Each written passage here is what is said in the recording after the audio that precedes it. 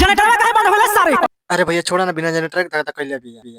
जवानी जनरेटर भइल कि धुआं फेंके भोग। हाँ तो दोस्तों भाई लोग नमस्कार। आप लोग बता दें कि एक बवाल 2025 का एल्बम गाना लेके आए हैं आपसे बीच में श्रवण पाल ने। इस वीडियो में इस गाना के जानकारी उस बीच में कैसा गाना हो, कैसा डिस्क, कैसा म्यूजिक इस वीडियो में बना रहेगा। और जो वाले चैनल सब्सक्राइब नहीं किए हैं तो प्लीज चैनल सब्सक्राइब कर ले, सबसे पहले ऐसा भोजपुरी लेटेस्ट अपडेट निकाल जाने के लिए। जी पर बता दें कि श्रवण पाल का एक गाना आया है जिस गाना का टाइटल है जवानी जनरेटर भाई। इस गीत को गाए हैं यानी कि श्रवण पाल ने और सेल्फी राज ने गाना का डुएट गाना होने वाला। यह गाना भोजपुरी फैन से खूब दुलार प्यार मिलेगा। कमाल का गाना गाए हैं सौरभ पाल ने और सेल्फी राज ने डुएट गाना।